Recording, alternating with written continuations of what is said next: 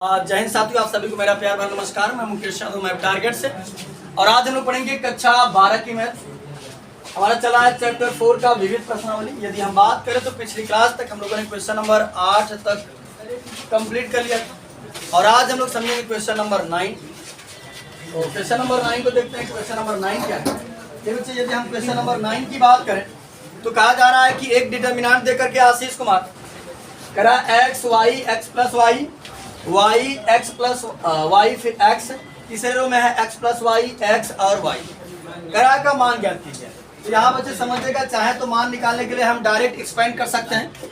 Direct expand करेंगे तब पर भी मान आ जाएगा, या तो हम क्या काम करें, किसी भी रो या किसी भी, जिनको बात करना बाहर ले जाओ, किसी भी रो या किसी भी कॉलम के कम से कम एक एलिमेंट या दो एलिमेंट को जीरो बनाकर एक्सपेंड कर देंगे तब पर भी मान आ जाएगा। ठीक, तो यहाँ समझेगा, अक्सर हम लोग प्रयास करते हैं कि कम से कम किसी रो या किसी कॉलम का कम से कम एक या दो एलिमेंट क्या हो जाए, जीरो हो जाए। ये बच्चे समझिएगा, ध्यान से मैं कोशिश करूंगा।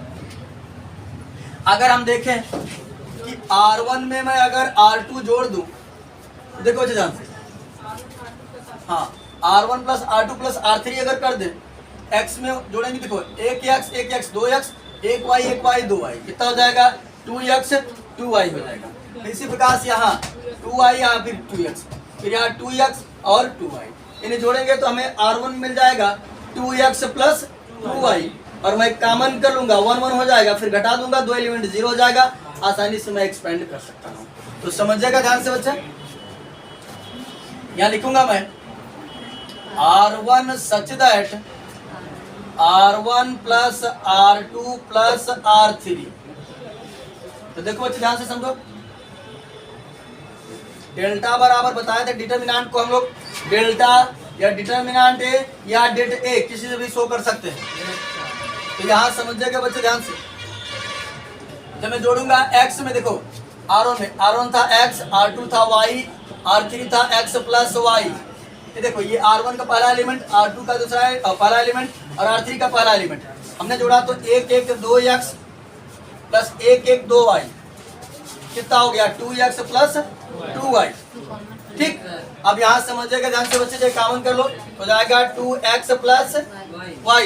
इसी प्रकार से यहाँ जोड़ेंगे तब पर भी यही आएगा, यहाँ जोड़ेंगे तब पर भी यही आएगा।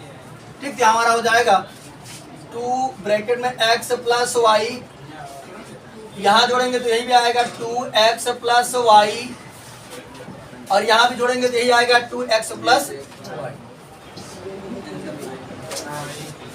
अब यहाँ समझिएगा बच्चे ध्यान पूर्वक, उसके बाद यदि हम बात करें तो R2 और R3 हमारा वैसे था, क्या हो गया y x प्लस y, फिर हो गया x, फिर हो गया x plus y x y। अब यहाँ समझो बच्चे ध्यान से, अगर हम बात करें तो R1 में हमको कॉमन मिल रहा है, R1 से 2x प्लस y उभयनिष्ठ लेने पर जब कॉमन करेंगे बच्चे तो समझिएगा ध्यान से, देखो तो जब यहां से निकालेंगे तो बाहर आ जाएगा हमारा डेल्टा बराबर 2, बाहर आ गया हमारा x प्लस y, और यहाँ हमारा डिटर्मिनेंट में बचेगा, देखो यहाँ बचेगा 1 1 1 1 1 1, और R2 और R3 हमारा वैसे रहेगा, तो हो जाएगा y x प्लस y, और हो जाएगा x प्लस y x, और ये हो जाएगा y। अब यहाँ समझिएगा बच्चे ध्यान से, हमने बताया था कि हम एक्सपेंड करने से पहले कोशिश करते हैं कि कम से कम किसी रो या किसी कॉलम का एक एलिमेंट जीरो हो जाए या दो एलिमेंट जीरो हो जाए। तो हमने देखा, अगर इसमें से इसको घटा दो 1 में से 1 घटा कितना आ जाएगा 0, इसमें से इसको घटा दो 1 में से 1 घटा कितना आ जाएगा 0। तो समझिएगा ध्यान से बच्चे, लिखेंगे C1 such that C1 minus C2 तथा C2 such that C2 minus C3। तो बच्चे समझिएगा ध्यान से, यह हो जाएगा हमारा डेल्टा बराबर 2 ब्रैकेट में x प्लस y। अब देखो 1 में से 1 घटा 0, उसके बाद समझिएगा y में से घटेगा हमारा, y में से घटाना है, किसको घटाना है x प्लस y को। तो देखो y ब्रैकेट ओपन होगा तो minus x minus y, plus y से माइनस वाई कट जाएगा, आ जाएगा माइनस का एक्स। उसके बाद समझेगा ये बच्चे x प्लस वाई में से x घटाएंगे तो घटाएंगे तो माइनस एक्स हो जाएगा, प्लस एक्स से माइनस एक्स कट जाएगा, आ जाएगा वाई। उसके बाद यहाँ समझो 1 में से 1 घटा 0, ये बच्चे x प्लस वाई में से x घटाएंगे तो x से x कट गया, आ गया y। उसके बाद यहाँ समझो x माइनस बाकी हमारा R3 वैसे रहेगा, सॉरी C3 1x y। हमने देखा कि R1 के 2 एलिमेंट 0 हो चुके हैं, ठीक। R1 के कितने एलिमेंट 0 हो चुके हैं? 2। तो मैं R1 के अनुसार एक्सपेंड कर देता हूँ। क्या लिखेंगे? R1 के अनुदिश प्रसरण करने पर, जब R1 के एलोंग हम एक्सपेंड करते हैं, बच्चों से समझिएगा ध्यान पूर्वक, यहाँ हो जाएगा हमारा डेल्टा बराबर 2 ब्रैकेट में x प्लस वाई। देखो बच्चे समझा चलता है प्लस माइनस प्लस, लेकिन ये दोनों एलिमेंट 0, इनको लेने से कोई मतलब है नहीं, कोई रिजल्ट हाथ आएगा नहीं। हम डायरेक्ट इसको लेते हैं 1। ये बच्चे समझा, जब हमने 1 को लिया तो ये छूट गया और ये छूट गया, इसका गुणा इसमें कर देते हैं। देखो गुणा करें तो हो जाएगा माइनस एक्स स्क्वायर और ये माइनस माइनस प्लस का एक्स वाई, ठीक। घटाने के लिए होता है माइनस, देखो इसका गुणा इसमें हो जाएगा माइनस वाई स्क्वायर। अब समझो ध्यान से, क्या हो जाएगा? डेल्टा बराबर 2 ब्रैकेट में x प्लस वाई। अब ये बच्चे थोड़ा समझो ध्यान से, अगर मैं माइनस कॉमन कर लूं, माइनस कॉमन करके बाहर निकाल दूं, देखो इस तरीके से मैंने मान लिया कि -1 कॉमन करके बाहर जब निकाला, देखो जब -1 हमने कॉमन किया तो साइन चेंज हो जाएगा, जो प्लस रहा हूँ माइनस, जो माइनस रहा हूँ प्लस। ये माइनस है तो क्या हो जाएगा? प्लस का एक्स स्क्वायर और माइनस का एक्स वाई, ये प्लस का वाई स्क्वायर। ये बच्चे इस -1 को अगर हम इसमें मल्टीप्लाई करेंगे तो हो जाएगा डेल्टा बराबर -2 ब्रैकेट में x प्लस वाई, यहाँ हो जाएगा अगले ब्रैकेट में x square minus x y plus y square. अगर हम बच्चे इसको ध्यान से देखें तो हमारा एक फार्मूला बन रहा है, जो हमने फार्मूला पढ़ा था, देखो क्या पढ़े, a cube minus b cube, sorry a cube plus b, a cube plus b cube का हमने फार्मूला पढ़ा है।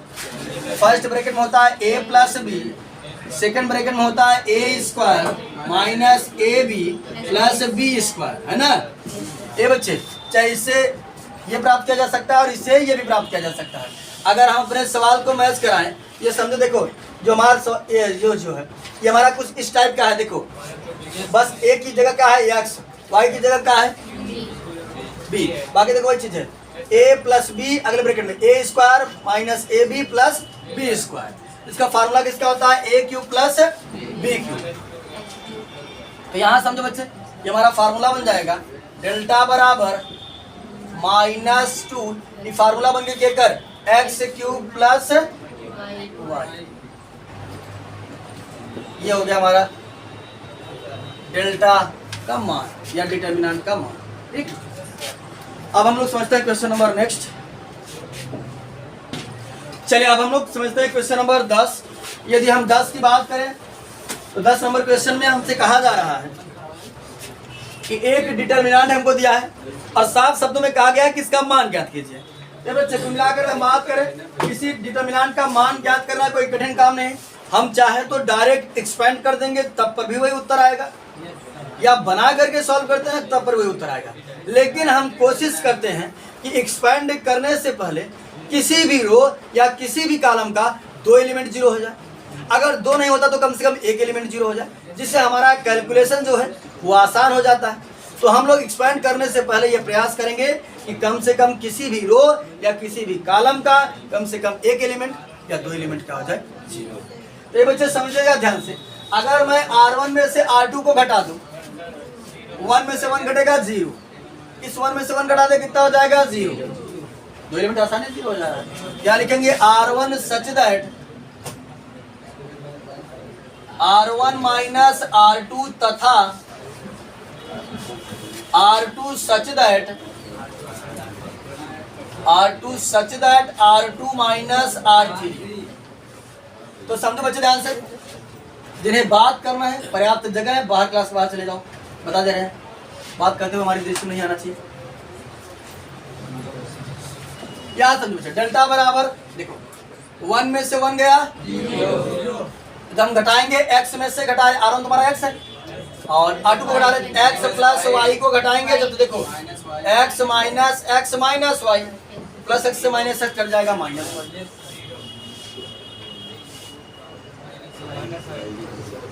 उसके बाद समझो ध्यान से, y में से y घटा 0, यहाँ देखो 1 में से 1 घटा, x प्लस y में से जब हम घटाएंगे बच्चे x को, x से x कट जाएगा y में से हम घटाएंगे जब माइनस x प्लस y को, तो देखो बच्चे ध्यान से, y माइनस y तो कट कर कितना आ गया माइनस x, बाकी हमारा R3 वैसे रहेगा। अब देखो बच्चे, तुम्हारी इच्छा हो चाहे C1 के अलॉन्ग कर दो और चाहे R1 के अलॉन्ग कर दो। C1 के अलॉन्ग करेंगे तब पर भी 2 एलिमेंट 0, R1 के अलॉन्ग एक्सपेंड करेंगे तब पर भी 2 एलिमेंट 0। किसके अनुसार करें? R1 के अनुसार। चलिए R1 के अनुसार करते हैं। R1 के अनुदिश प्रसरण करने पर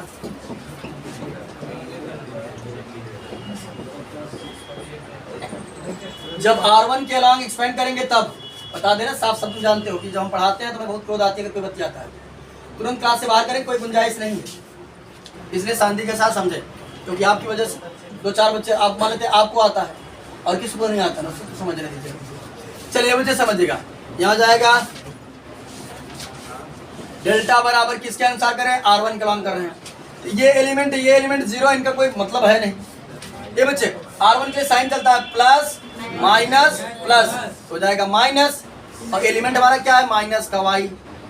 जब हमने ये लिया तो देखते हैं बच्चे, कुल मिलाकर के हमारा ये छूटा और ये छूटा, इसका गुणा इसमें करेंगे तो हो जाएगा 0, माइनस इसका गुणा इसमें करेंगे तो माइनस माइनस का हो जाएगा प्लस, प्लस का x, ये माइनस माइनस प्लस का y, और 0 माने कुछ नहीं, ये हो जाएगा x, गुणा करेंगे गुणा कितना आ जाएगा x y, हो गया एक्सपेंड। बस प्रेशर करना था और क्या। चलिए अगला, अब हम लोग समझते हैं क्वेश्चन नंबर 11। यदि 11 नंबर क्वेश्चन की हम बात करें तो 11 नंबर क्वेश्चन में हमसे कहा जा रहा है कि साइडकों के गुणधर्मों का प्रयोग करके निम्नलिखित 11 से 15 तक प्रश्नों को सिद्ध कीजिए। हमने जो डिटर्मिनेंट या मैट्रिक्स की प्रॉपर्टी पढ़ी हुई है, डिटर्मिनेंट का जो हमने प्रॉपर्टी पढ़ी है, उनका यूज करके हमें क्या करना है? सिद्ध करना है कि जो हमारा LHS है वो RHS के बराबर। तो चलिए बच्चे समझते हैं। अगर बात करें क्वेश्चन नंबर हमें 11 की, तो दिया गया हमको डिटर्मिनेंट ये है, अगर आज सिद्ध करिए कि ये डिटर्मिनेंट जो है ये beta minus gamma, gamma minus alpha, alpha minus beta plus alpha plus beta plus gamma के क्या है? बराबर है। ये बच्चे समझिएगा थोड़ा ध्यानपूर्वक। मैं चाहूँ तो अगर डायरेक्ट एक्सपेंड कर दूं तब पर भी ये सिद्ध किया जा सकता है, आसानी से सिद्ध कर सकते हैं, लेकिन समझिएगा यहाँ पर कैलकुलेशन इतना कठिन हो जाएगा कि हो सकता है कि गलत होने की संभावना भी कुछ ज्यादा हो जाएगी। ठीक, और साथ ही साथ हमने इसीलिए डिटर्मिनेंट पढ़ा है ताकि कैलकुलेशन को सरल किया जा सके, आसान शब्दों में एक्सपेंड किया जा सके। तो हम प्रयास करते हैं कि एक्सपेंड करने से पहले किसी भी रो या किसी भी कॉलम के कम से कम एक एलिमेंट या 2 एलिमेंट को 0 बना दिया जाए, फिर एक्सपेंड कर देंगे, कोई दिक्कत नहीं होगी। साथ ही साथ जब मैं ये सिद्ध करने वाला एक्सरसाइज पढ़ा रहा था तो मैंने बताया था कि जो सिद्ध करना है वो अंदर से वैसा कुछ बनाएगा और फिर कॉमन करेगा। तो हमने देखा कि काफी चीज सिद्ध करना है, तो हमने देखा कि सबसे पहले क्या सिद्ध हो सकता है। तो सबसे पहले अगर सिद्ध करने की बात करें तो देखिए ये हमारे पास आ जाएगा आसानी से। देखो बीटा प्लस गामा है, R1 को लेकर के जाके जोड़ दे, R1 प्लस क्या करेंगे? R1 प्लस R3 करेंगे तो हो जाएगा alpha plus beta plus gamma. इसी प्रकार से ये भी हो जाएगा alpha plus beta plus gamma, ये भी हो जाएगा अल्फा प्लस बीटा प्लस। तो याद समझिएगा ये हमारे पास आसानी से आ जाएगा। फिर कर लेंगे कॉमन, यहाँ आ जाएगा 1 1 1, फिर घटा देंगे 0 भी हो जाएगा आसानी से हमारा। तो चलिए समझिएगा बच्चे ध्यान से। सबसे पहले लिखेंगे C3 such that C3 plus C1, C1 such that बच्चे वही है। तो यहाँ समझिएगा ध्यान से, LHS हमारा आएगा बच्चे। C1 की बात करें तो सेम है अल्फा बीटा गामा। C2 की बात करें तो alpha square beta square gamma square. इसकी बात करें बच्चे, देखो जब हमारे पास बीटा प्लस गामा पहले से था, हमने इसमें अल्फा जोड़ दिया तो क्या हो गया, alpha plus beta plus gamma. हमारे पास हो जाएगा alpha plus beta plus gamma. इसी प्रकार से देखो हमारे पास गामा और अल्फा पहले से था, जोड़ देंगे तो क्या बने, देखो इसे बन जाएगा beta plus gamma plus alpha. इसको ऑर्डर से लिख देते हैं, अल्फा को पहले, बीटा को बाद में, फिर गामा को। तो कहा जाएगा alpha plus beta plus gamma. इसी प्रकार से अगर हम बात करें alpha plus beta plus gamma. इसी प्रकार से अगर तीसरे की बात करें तो वही चीज आएगा अल्फा प्लस बीटा प्लस। हमने देखा बच्चे कि हमको C3 में कॉमन मिलने लगा, क्या लिखेंगे हम C3 से कुल मिलाकर के alpha plus beta plus gamma उभयनिष्ठ लेने पर, उभयनिष्ठ लेने पर। तो ये बच्चे जब कॉमन करेंगे तब तो समझिएगा ध्यानपूर्वक, यहाँ सॉल्व कर देना है। देखो हमने कॉमन किया alpha plus beta plus gamma, तो डिटरमिनेंट पे हमारा बचेगा फर्स्ट कॉलम तुम्हारा वही रहेगा alpha beta gamma, alpha square beta square gamma square 1 1 1। अब हमने बताया था कि एक्सपेंड करने से पहले हमारा प्रयास रहता है किसी भी कॉलम या किसी भी रो के कम से कम एक एलिमेंट या 2 एलिमेंट को 0 बना दिया जाए। तो हमने देखा यदि मैं R1 में से R2 को घटा दूं 0, R2 में से R3 को घटा दूं 0। यहाँ समझिएगा, लिखेंगे R1 such that R1 minus R2 तथा R2 such that R2 minus R3। तो बच्चे समझिएगा ध्यानपूर्वक, हमारे पास रहेगा alpha plus beta plus gamma, बात ना करो बच्चे, यहाँ हो जाएगा डिटरमिनेंट में अल्फा में से बीटा कराएंगे, हो जाएगा अल्फा माइनस बीटा। उसके बाद ये हो जाएगा हमारा alpha square minus beta square, 1 में से 1 गया 0। इसको करेंगे तो हो जाएगा बीटा माइनस गामा, ये हो जाएगा beta square minus gamma square, बाकी 1 में से 1 गया 0। ये हो जाएगा हमारा बच्चे गामा गामा स्क्वायर 1। हमने देखा जब इतना किया तो हमारा काम और बनने ये लगा कि हमको अल्फा माइनस बीटा और बीटा माइनस गामा भी कॉमन मिल जाएगा। बस थोड़ा सा सेट कर दें क्वेश्चन, तो समझिएगा ध्यान से। यहाँ हो जाएगा alpha plus beta plus gamma. ये बच्चे देखो इसको अगर हम करें तो ये अल्फा माइनस बीटा हमारा रहा, ये हमारा फार्मूला बन गया A square minus B square. एक क्वेश्चन ए प्लस बी, एक क्वेश्चन ए माइनस बी, या एक क्वेश्चन ए माइनस बी, एक क्वेश्चन ए प्लस बी। क्या हो जाएगा alpha minus beta alpha plus beta, और बाकी यहाँ रहा 0। इसी प्रकार से यहाँ समझिए, यहाँ हो जाएगा बीटा माइनस गामा। इसको अगर बनाना चाहे तो वही फार्मूला बन रहा है, हो जाएगा बीटा माइनस गामा, अब हो जाएगा बीटा प्लस गामा, यहाँ हो जाएगा 0, यहाँ हो जाएगा गामा गामा स्क्वायर 1। देखो R1 में कॉमन मिलेगा अल्फा माइनस बीटा, और R2 में कॉमन मिलने लगा बीटा माइनस गामा। लिखेंगे R1 तथा R2 से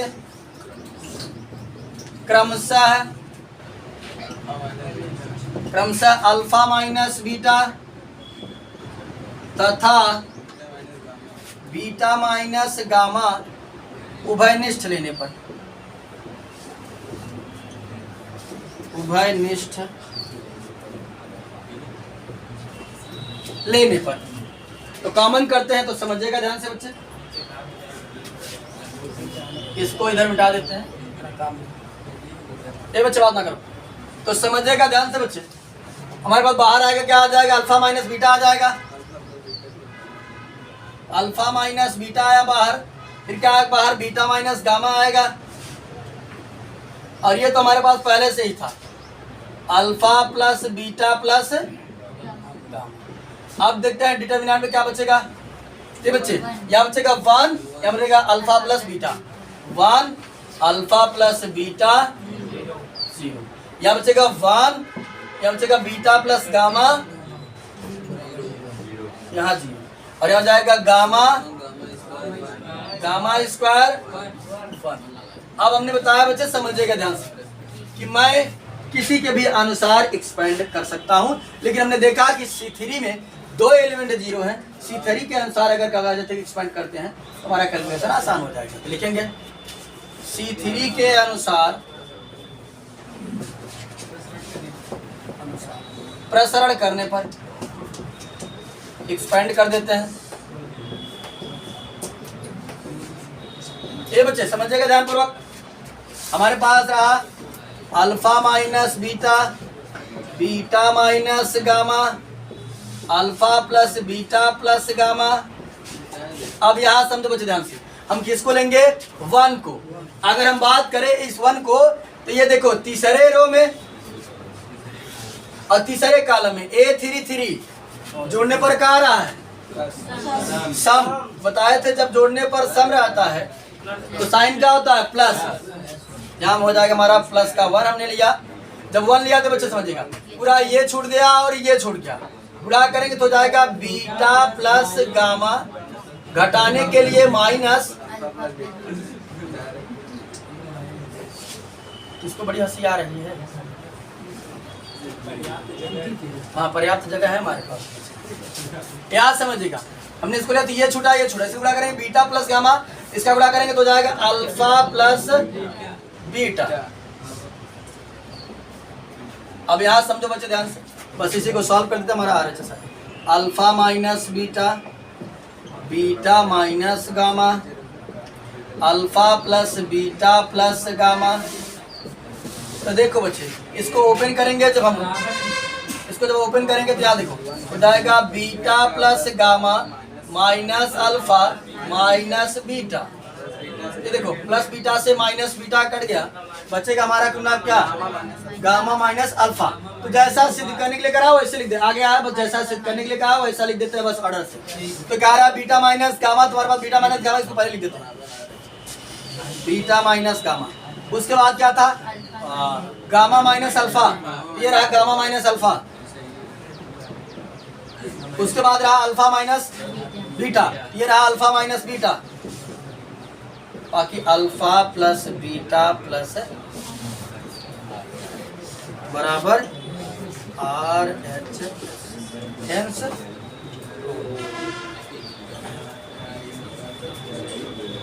अब हम लोग अगला क्वेश्चन समझते हैं। चलिए अब हम लोग समझते हैं क्वेश्चन नंबर 12। यदि हम 12 की बात करें तो 12 में हमको डिटर्मिनेंट दिया गया है ये, और सिद्ध करना है कि 1 plus p x y z, दूसरे ब्रैकेट में है x माइनस वाई, तीसरे ब्रैकेट में y माइनस जेड और चौथे में z माइनस एक्स, ये हमको सिद्ध करना है। तो समझिएगा ध्यान से बच्चे, अगर मैं बात करूं इसमें कुछ हमने LHS नोट कर लिया, इसमें कुछ भी करें लेकिन 1 plus p x y z मिलने की संभावना हमको थोड़ा सा कम दिखे। तो यहां समझिएगा, हमने एक रूल पढ़ा था इसके इंट्रोडक्शन पार्ट में, अभी तक उसका यूज नहीं हुआ था, कि अगर दो मैट्रिक्स योग के फॉर्म में है तो हम दो डिटरमिनेंट योग के फॉर्म में हम उसको अलग अलग कर सकते थे, अलग करके दिखा भी थे। तो यहाँ समझिएगा, इसको मैं लिख सकता हूँ इस तरीके से, एक्स स्क्वायर 1, इसको लिख सकता हूँ वाई स्क्वायर 1, इसको मैं लिख सकता हूँ जेड स्क्वायर 1, फिर प्लस उसके बाद हमारा बनेगा ये x square P x cube, इसके इंट्रोडक्शन में हमने समझा था कि अगर दो डिटर्मिनेंट योग के फॉर्म में है तो हम उसको अलग कर सकते हैं। इसका जाकर इंट्रोडक्शन अच्छे से देख लिया करिए। Y square p y cube, उसके बाद है समझिए z square p z cube. अब याद समझिएगा ध्यान से, यहां हमारा हो जाएगा x square 1, y square 1, z square 1। ये बच्चे समझिएगा ध्यान से, अगर मैं बात करूं तो देखो R1 में हमको x, R2 में y, R3 में विनय कुमार z लिखेंगे। ये लिख देना चाहिए था, ये दे रहे हैं R1 R2 तथा R3 से क्रमशः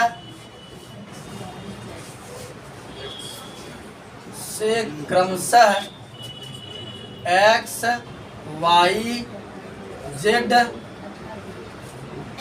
उभयनिष्ठ लेंगे। जी बिल्कुल ले सकते, आगे लेंगे। उभयनिष्ठ लेंगे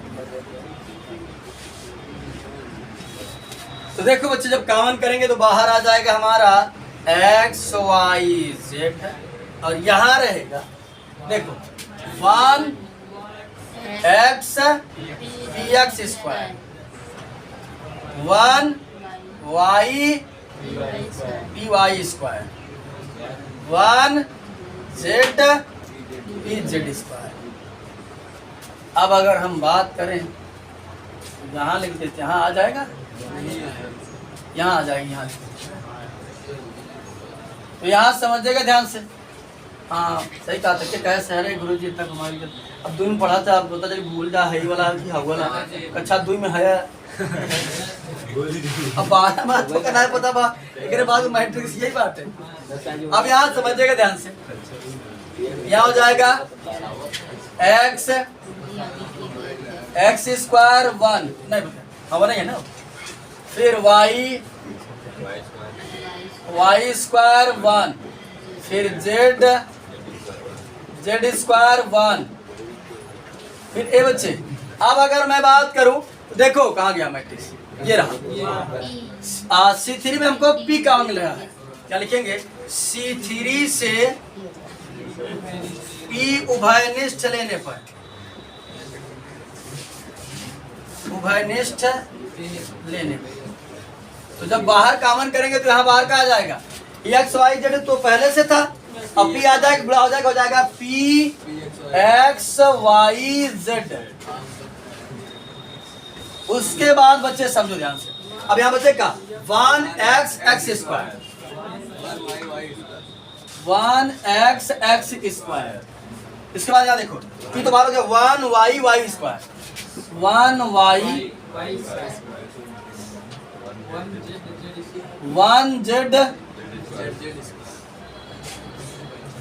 अब अगर हम बात करें, हमने देखा कि ये दोनों हमारे डिटर्मिनेंट जो है ये सेम दिख रहे हैं एलिमेंट में, बस थोड़ा सा कॉलम का डिफरेंट है बस। अब ये देखो 1 1 1 1 1 1 x y z x square y square z square x square y square z square है, तो सारा एलिमेंट है, लेकिन बस रो और कॉलम का फर्क है।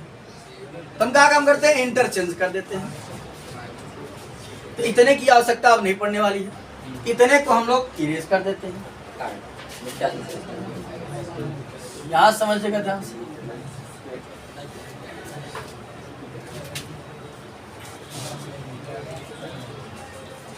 ये बच्चे समझो ध्यान से, हम क्या काम करते हैं, हमें इसके जैसा बनाना, या तो इसको उसके जैसा बना दे या उसको इसके जैसा बना दे, किसी को भी चेंज कर सकते हैं, कोई दिक्कत नहीं होगा। तो यहाँ देखो बच्चे, हम अगर इसी को चेंज कर देते हैं, देखो इसको यहाँ लाते हैं, इसको यहाँ ले जाते हैं, इंटरचेंज कर देते हैं। जब इंटरचेंज हाँ, जो इंटरचेंज करेंगे तो समझिएगा ध्यान से, ये हो जाएगा 1 1 1। अरे समझ लीजिए लिखा गया।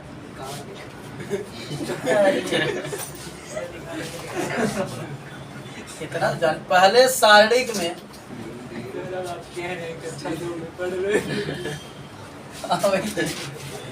पहले सारणिक में C1 इंटरचेंज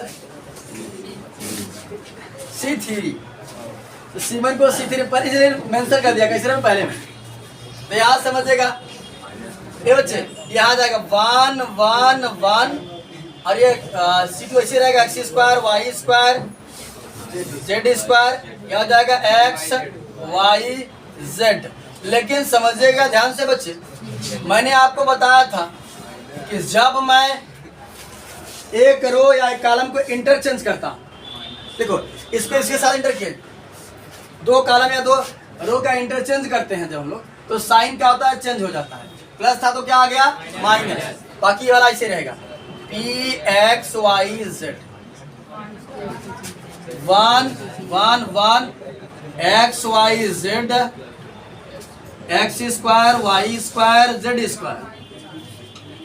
फिर बच्चे के वापस से क्या काम करते हैं, पहले ही सारणिक में C2 को इंटरचेंज कर देते हैं C3 से। पहले सारणिक में पहले सारणिक में C2 इंटरचेंज,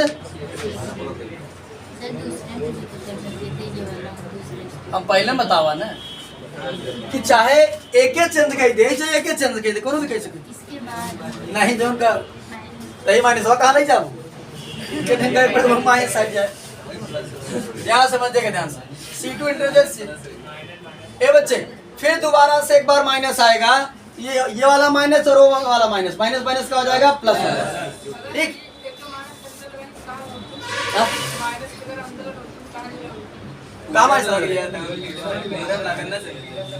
माइनस अंदर लगा हुए, पूरे अवयव लगा कहा, हाँ पूरे अवयव हो जाता, पूरा एक देखा। अगर हमारा बात सुना, अगर पूरे में क्या कहा जाता की करता तो पूरा संज्ञा चेंज होते, और ये पूरा संज्ञा ना, ये पूरा मैट्रिक्स डिटरमिनेंट एक संख्या हुई ना, हमने बोला डिटरमिनेंट सारणिक से संबंध एक संख्या है, ये पूरा नंबर वाइज हो गया, ये एक नंबर है, वही पूरा नंबर वाइज ऋणात्मक हो गया। मैं बाहर लगा दिया माइनस, तो पूरा नंबर क्या हो गया, ऋणात्मक हो गया।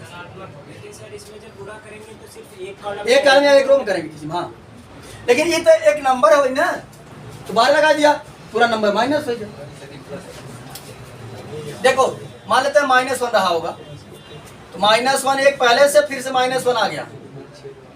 देखो अब क्या बनेगा बच्चे, ध्यान से हो जाएगा 1 1 1, ये इंटरचेंज हो रहा है x y z, x² y² z², यहाँ जाएगा p x y z, हो जाएगा 1 1 1 x y z x² y² z²। आप समझो बच्चे ध्यान से, ये माइनस माइनस का हो जाएगा प्लस, हो जाएगा हमारा बराबर, एल से नुकसान कर रहे हैं, हो जाएगा 1 x x² 1 y y² 1 z z²। फिर यहाँ समझिएगा बच्चे ध्यान करो, फिर plus p x y z। उसके बाद बात करेंगे हम, इसकी भी कहानी समाप्त हो चुकी है, इसको भी हटा देते हैं।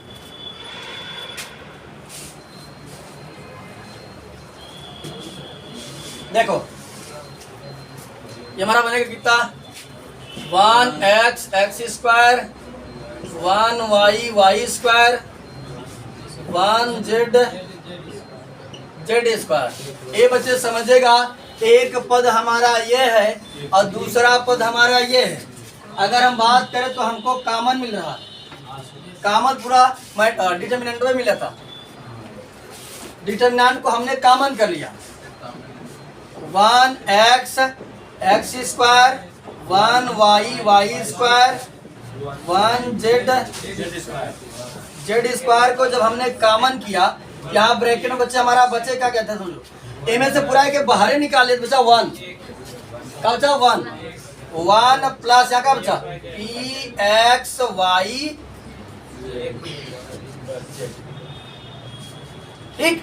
अब यहाँ समझेगा, अब हम किसी रो या किसी रो या कॉलम के दो एलिमेंट या एक एलिमेंट को जीरो बनाकर एक्सपेंड कर देंगे। अब अगर हम बात करें तो वही कंफ्यूजन बा,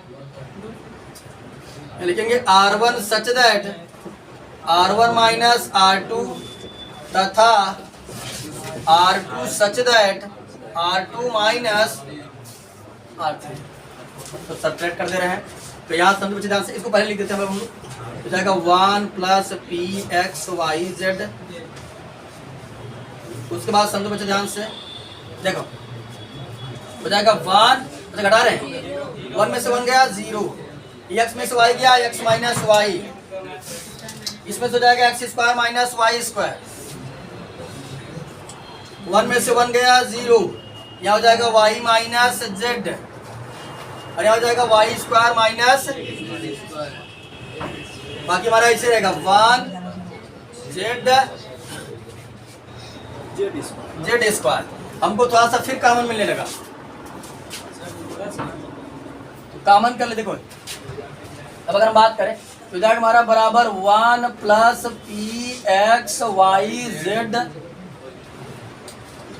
देखो जो डिटरमिनेंट की यदि हम बात करें तो जाएगा 0,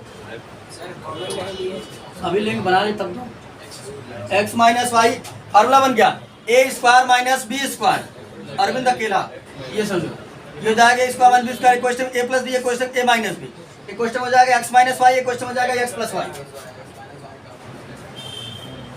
x माइनस वाई फिर हो जाएगा x plus Y, x plus Y, ठीक।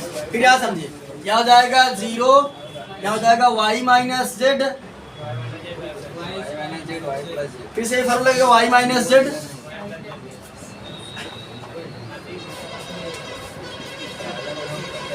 फिर हो जाएगा हमारा 1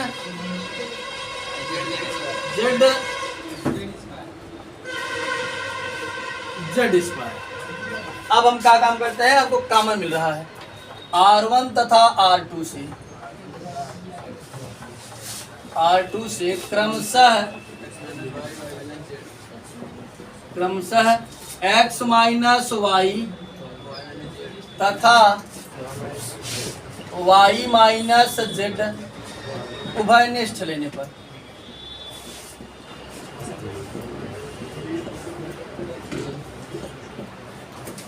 जब कॉमन करेंगे बच्चे तो समझिएगा, ध्यान पूर्वक विनय कुमार।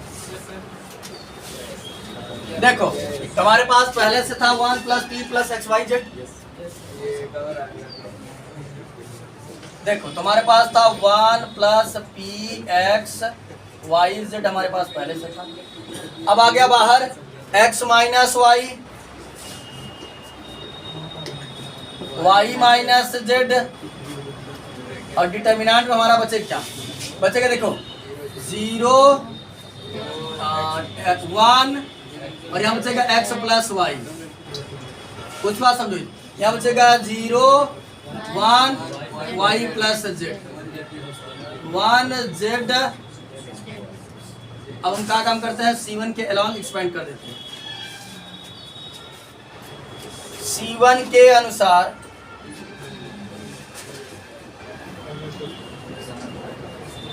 C1 के अनुसार प्रसरण करने पर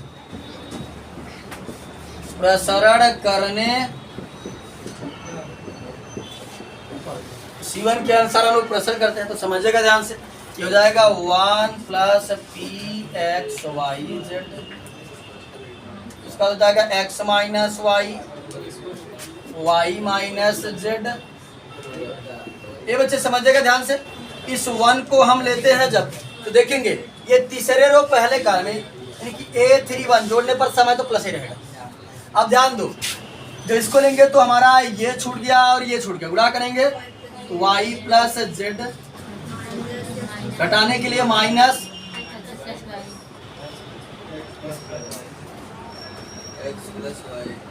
क्या हो जाएगा x प्लस वाई, यहाँ हमारा हो जाएगा बराबर लगाते रहे कुछ LHS सॉल्व करेंगे हम लोग। 1 plus p x y z x minus y y minus z, यहाँ ब्रैकेट ओपन होगा जब तो हो जाएगा y plus z minus x minus y, plus y से माइनस वाई कट गया और हमारा सिद्ध हो गया 1 plus p x y z, हो जाएगा x minus y y minus z और जेड माइनस एक्स बराबर आर एच एस।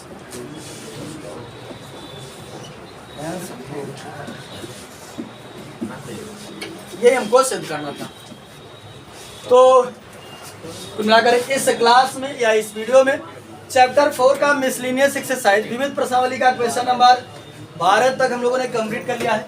बाकी जो बचे हुए क्वेश्चन है उसे हम लोग नेक्स्ट क्लास में कंप्लीट करने का प्रयास करेंगे। तो इस वीडियो में इतना ही, बाकी मिलते हैं नेक्स्ट वीडियो में, तब तक के लिए जय हिंद।